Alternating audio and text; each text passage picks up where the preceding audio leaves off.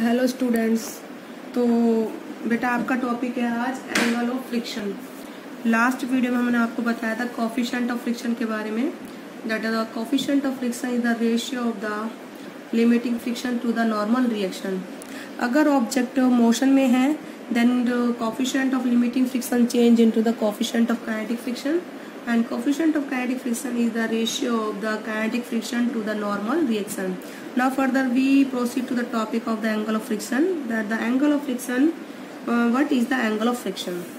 ठीक है, what is the angle of friction? Angle of friction क्या होता है? Between two surface होता है। जो surface में जो surface एक दूसरे के क्या है बेटा कांटेक्ट में है। तो it is defined as the resultant of the limiting friction, normal friction with the direction of the normal reaction. इसके लिए मैं आपको एक डायग्राम बनाती हूँ, इसके थ्रू आपको समझाती हूँ। That it is your ground, ठीक है, and this is a object, ठीक है। ऑब्जेक्ट, इस ऑब्जेक्ट पर अप्लाइड फोर्स हमारा क्या है बेटा, दैट इस डायरेक्शन में हमारा क्या है, that is the applied force, ठीक है। तो अप्लाइड फोर्स के अपोजिट हमारा क्या होता है बेटा, फ्रिक्शन का फोर्स होता है, that is the let friction force F, okay. And normal reaction will be the in the upward direction and normal to the surface, that is the normal reaction, okay, and weight mg will be the downward, ठीक है। तो जो result हमारा normal reaction है that is also a force and friction force is also a type of force which oppose the motion. Unit of normal reaction is also the newton and the unit of friction is the newton. तो both are of the same unit, तो इनका resultant both are of the same unit. तो इनका resultant मान लो late हमारा बेटा किस direction में है, ये हमारा इनका क्या है, ये दैट इज द रिजल्टेंट, ठीक है, resultant of the normal reaction and the friction force, okay. तो हमने क्या बोला है, what is the angle of friction, it is the angle between the resultant of reaction and the friction, resultant of the normal reaction and friction. Resultant of normal reaction and friction is that with the normal reaction, that is the your angle of friction, ठीक है।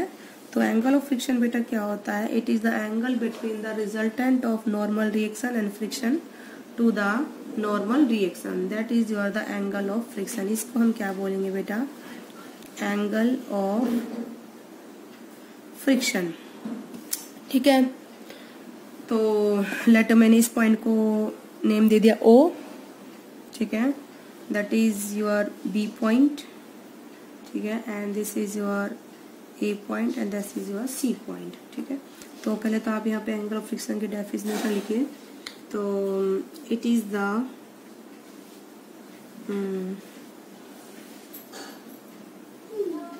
Angle between the resultant of between the resultant of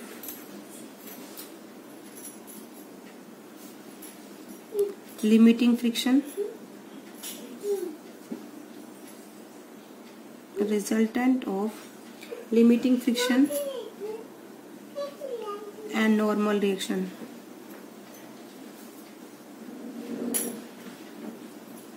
ठीक है।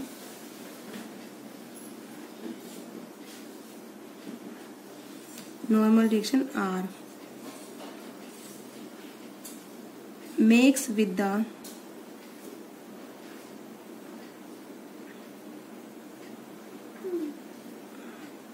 direction of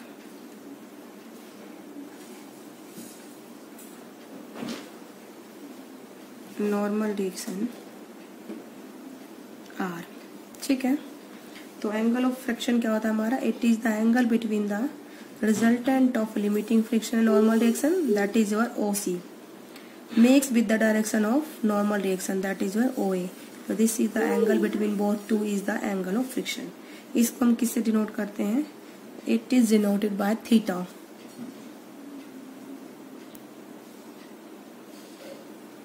it is denoted by theta, okay। तो इधर देखिए बेटा, मैं आपको क्या बता रही थी, हम जो एंगल है कोई भी डायरेक्शन उसको tan से देते हैं, किससे देते हैं, टेंजेंट, यानी कि tan थीटा। जो ये आपका ट्रायंगल है OAC, that is your the right angle triangle, because इसमें ये एंगल हमारा कितने का होगा, 90 डिग्री का होगा, and this is the theta. तो इस ट्रायंगल में हमारा tan थीटा कितना हो जाएगा, परपेंडिकुलर अपॉन में बेस। एंड परपेंडिकुलर हमारा क्या होगा, जहां पर ओनली 90 डिग्री का angle, that is means AC is the perpendicular. And जिस साइड पर हमारे 90 एंड थीटा बोथ प्रेजेंट हो रहे हैं, दैट आर द बेस। तो OA इज द बेस। तो हमारा तो tan थीटा कितना हो जाएगा, AC अपॉन में AO। तो now write tan theta is equal to the perpendicular यानी कि AC upon में ON. This is the direction of the resultant. This is the angle means the tan theta that is called the angle of friction. ठीक है, तो अब हम बताते हैं कि किस फैक्टर्स पर तो आपका ये एंगल ऑफ फ्रिक्शन डिपेंड करता है। ठीक है, तो value of angle of friction depend on the nature of surface in the contact.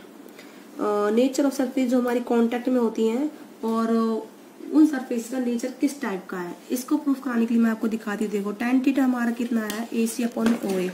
AC हमारा कितना है बेटा, this is equal to the OB। AC OB के पैरेलल है, तो AC is equal to the limiting friction and OA is equal to the firstly write AC is equal to the limiting friction FL। ठीक है, and OA is equal to the normal direction R upon में R।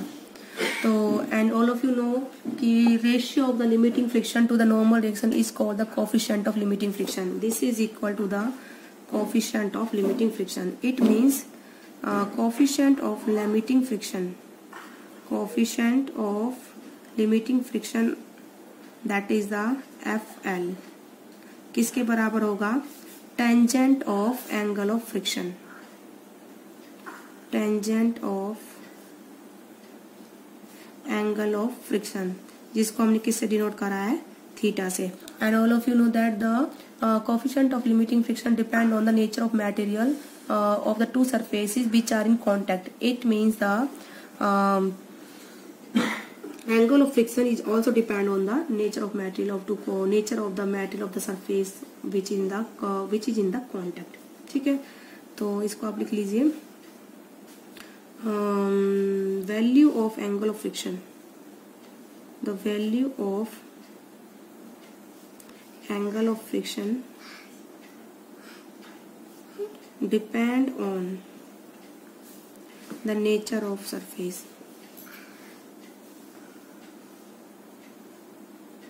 depend on the nature of material।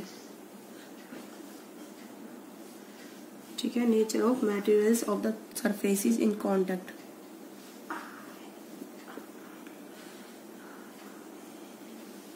of the surfaces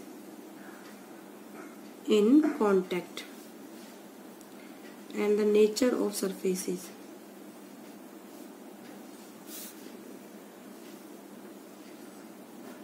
ठीक है, that is your the topic complete of the angle of friction। Now next topic is of your angle of repose or angle of sliding। ठीक है, तो let's start angle of repose।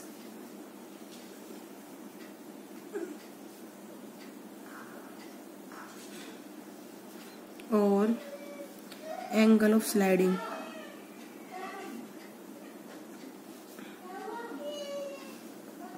ठीक है, angle of sliding. देखो what is your angle of sliding. देखो let this is your ground and this is your plane any which is make the angle theta with the horizontal, या फिर alpha. Alpha is the angle between the plane AB with the horizontal AC। ठीक है, तो this angle is the angle of repose. तो angle of repose को हम किस तरीके से डिफाइन करेंगे, देखो इसके लिए बेटा मैं आपको एक कंसेप्ट बताती हूँ किस तरीके से। लेट इनिशियली जो हमारा ये प्लेन AB है वो AC के ऊपर है जस्ट, तो धीरे धीरे हम इस AB प्लेन को, और इसके ऊपर हमारा कोई भी ब्लॉक रखा हुआ है। ठीक है, तो धीरे धीरे हम इस प्लेन AB को ऊपर उठाएंगे, थोड़ा सा हमने इसको ऊपर उठाया तो जो ये बॉक्स है वो डाउनवर्ड डायरेक्शन में नहीं आएगा, नीचे की ओर नहीं आएगा। इसके बाद फिर हम इस प्लेन AB को और धीरे धीरे ऊपर की ओर उठाएंगे, तो एक पॉइंट ऐसा आएगा जो ये बॉक्स प्लेन AB पर रखा हुआ है वो नीचे गिरना स्टार्ट हो जाएगा। जैसे ही वो बिगिन होगा डाउनवर्ड डायरेक्शन में आना, उस टाइम पर जो एंगल बनेगा इस प्लेन ए बी के बीच में और ये हॉरिजॉन्टल प्लेन ए सी के बीच में, that angle is called the angle of repose. इसको हम क्या बोलते हैं, एंगल ऑफ रिपोज या फिर द एंगल ऑफ स्लाइडिंग। ये जो वर्ड है एंगल ऑफ स्लाइडिंग, स्लाइडिंग मतलब किसी चीज का ढलक के आना, हिंदी में इसको इस तरीके से बोलते हैं। तो यानी कि जिस एंगल पर जो हमारी ऑब्जेक्ट रखी हुई है किसी प्लेन पर आना, डाउनवर्ड डायरेक्शन में आना स्टार्ट हो जाएगी, that is called the angle of sliding. उसको हम क्या बोलेंगे बेटा, एंगल ऑफ स्लाइडिंग। तो इसको कैसे डिफाइन करेंगे, it is the minimum angle of inclination, minimum, क्योंकि जैसे ही मान लो हमने धीरे धीरे 4 डिग्री का angle, 6 degree, 8 degree, 10 degree, let 15 degree angle ऐसा आया, उसके ऑब्जेक्ट नीचे की ओर आना शुरू हो गया, तो 15 डिग्री जो एंगल, उसके बाद आप कितना भी एंगल बढ़ा लो, उसके बाद तो ऑब्जेक्ट नीचे की ओर आएगा ही आएगा, ठीक है, फिसल के। लेकिन 15 डिग्री पर वो फिसलना स्टार्ट हुआ, तो ये एंगल क्या था, मिनिमम। उसके बाद इस एंगल को आप कितना ही बढ़ा लो, ऑब्जेक्ट डाउनवर्ड डायरेक्शन में जरूर आएगी, ठीक है। तो यानी कि एंगल ऑफ रिपोज क्या होता है, मिनिमम एंगल ऑफ इंक्लिनेशन, ठीक है, ऑफ ए प्लेन, यानी कि प्लेन ए बी का with the horizontal, so that the body placed on the plane just begin to slide down. जैसे ही वो क्या होगी, स्लाइड करना स्टार्ट होगी। तो लिख लीजिए, it is the minimum angle of inclination, it is the minimum angle of inclination, that is the minimum angle of inclination of a plane. किसी भी प्लेन का क्या होता है, ये minimum angle of inclination with the horizontal, with the horizontal,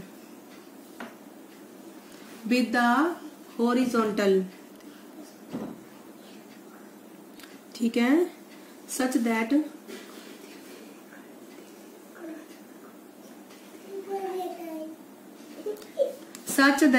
a body placed on plane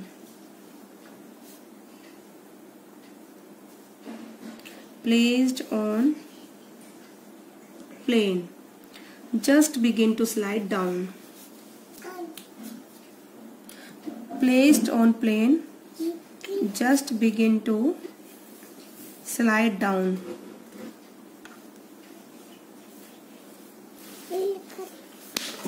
just begin to slide down। तो angle of repose क्या होता है, एंगल ऑफ इंक्लिनेशन क्या होता है, it is the minimum angle inclination of a plane with the horizontal, minimum angle, so that the body placed on the plane just begin to slide down। तो ये angle alpha हमारा क्या कहलाएगा, angle of repose. अब देखिए, ये जो body placed है, इस पर 2 फोर्सेस हैं, ठीक है। फर्स्ट इज द, देखो, your force of weight, that is the mg। हमेशा वेट का जो फोर्स होता है वर्टिकली डाउनवर्ड एक्ट करता है, वर्टिकली डाउनवर्ड। और जो नॉर्मल रिएक्शन होती है, जिस भी सरफेस पर ऑब्जेक्ट रखी हुई है उसके परपेंडिकुलर हमेशा एक्ट करती है। तो हमारा जो ये प्लेन है बेटा, वो इस तरीके से है, ठीक है, इस तरीके से। इसका नॉर्मल क्या होगा, इस तरीके से हम क्या देंगे इसका, दैट इज द नॉर्मल, और वहीं पर उसी डायरेक्शन में क्या होगी हमारी normal reaction, that is the reaction, ठीक है। और फ्रिक्शन का फोर्स क्या होगा, जिस प्लेन पर ऑब्जेक्ट मूव कर रही है जिस डायरेक्शन में, उसके क्या होगा, अपोजिट। तो हमारा बॉक्स जो नीचे की ओर स्लाइड डाउन होगा, तो उसके अपोजिट में हमारा ये इधर क्या होगा बेटा, फ्रिक्शन का फोर्स F, ओके। अब देखिए बेटा, ये जो वेट है 2 कंपोनेंट में ब्रेक होगा। एक तो होगा रिएक्शन के जस्ट अपोजिट डायरेक्शन में, और एक होगा जिस डायरेक्शन में ऑब्जेक्ट हमारा क्या कर रहा है, स्लाइड डाउन कर रहा है। और ये एंगल हमारा कितना होगा, अल्फा के इक्वल। अगर ये एंगल अल्फा है तो हमारा ये भी कितना होगा, अल्फा, ओके। तो ये वेट mg 2 कंपोनेंट ब्रेक होगा। जिस वेक्टर के साथ एंगल बन रहा है, दैट इज द, वहां पर कोस कंपोनेंट आएगा, mg कोस अल्फा, और यहाँ पर आएगा बेटा हमारा mg साइन अल्फा, ठीक है। तो इस वेट को हमने 2 कंपोनेंट में ब्रेक करा। First is the mg cos alpha and second is the mg sin alpha, that is your friction force. क्योंकि बॉक्स डाउनवर्ड डायरेक्शन मूव करेगा, उसके अपोजिट हमारा फ्रिक्शन फोर्स लगेगा। और हमारी सरफेस इस तरीके से, तो नॉर्मल डायरेक्शन उसके क्या होगी, परपेंडिकुलर। और वेट हमारा कैसे होगा, हमेशा वर्टिकली डाउनवर्ड। तो इस वेट को 2 कंपोनेंट ब्रेक करा, mg cos and mg sin theta, ठीक है, साइन अल्फा। नाउ देखो, इसको आप लिख दीजिए, ठीक है। The way force involved are, कौन कौन से फोर्स हैं, force involved are, number first is the weight mg act vertically downward. Weight mg act vertically downward. Weight mg act vertically downward. कैसे एक्ट करेगा वेट हमारा? Vertically downward. ठीक है. Second is the normal reaction R perpendicular to A B. Second is the normal reaction R perpendicular to plane AB. Perpendicular to plane AB. ठीक है. Third is the force of friction F.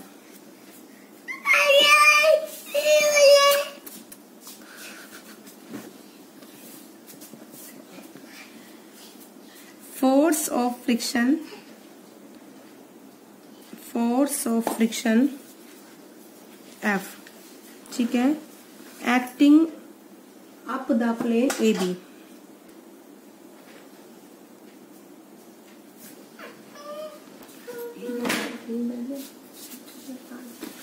Acting up the plane AB. ठीक है. तो इस तरीके से हमारे तीन फोर्स है. वेट mg, नॉर्मल रिएक्शन और फ्रिक्शन का force upward and mg sine theta downward.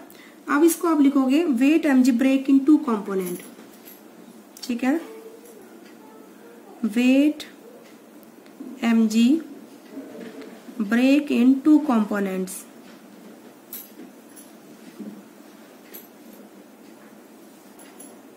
ठीक है. mg cos alpha. First is the mg cos alpha जो कि क्या है? Opposite to the normal reaction R. देखो mg cos अल्फा डाउनवर्ड और रिएक्शन का ऊपर है.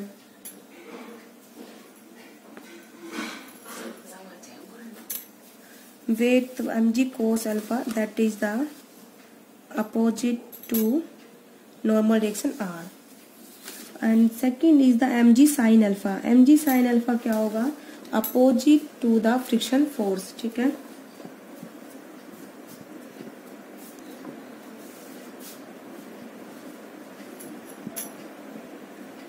अपोजिट टू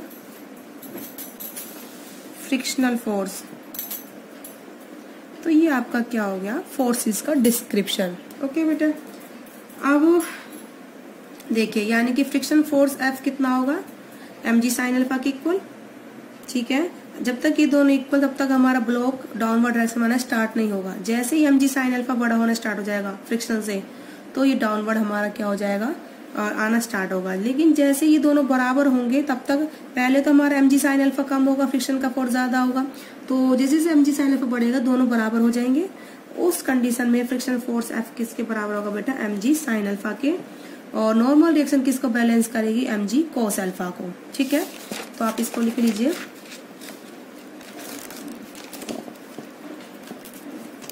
ठीक है. Frictional force F is equal to the mg sin alpha and normal reaction R is equal to the mg cos alpha. ठीक है. अब इनको डिवाइड कर दिए ऑन डिवाइडिंग फ्रिक्शन फोर्स को टू द नॉर्मल रिएक्शन. तो ये हो जाएगा mg sin अल्फा अपॉन में mg cos अल्फा. mg से mg कट गया. sin अल्फा अपॉन में cos अल्फा कितना होगा बेटा? tan alpha. ओके. तो and this is the ratio is equal to the coefficient of friction. Friction force to the normal reaction is called the coefficient of friction is equal to the tangent of the angle of repose या फिर angle of sliding. तो आपको इसको लिख देना. Hence coefficient of limiting friction. Coefficient of limiting friction. तो coefficient of limiting friction क्या होगा? Is equal to the tangent of angle of repose.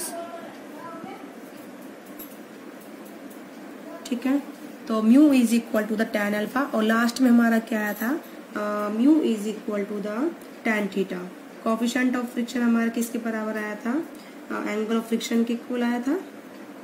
एक सेकेंड मैंने यहाँ पर करा है, mu is equal to tan alpha, यानी कि और हमें इतना भी पता है लास्ट वीडियो हमने करा था mu is equal to tan theta, और म्यू इज इक्वल टू हमारा tan अल्फा भी है, इसमें tan theta is equal to tan alpha. तो angle of friction is equal to the angle of repose. ठीक है, ये आप इसको याद रखोगे नोट बना के। तो नोट बना के लिख लीजिए इसे, angle of friction is equal to the angle of repose. तो आज की वीडियो में बेटा इतना ही। आई होप आप लोग समझ में आया होगा। तो ओके।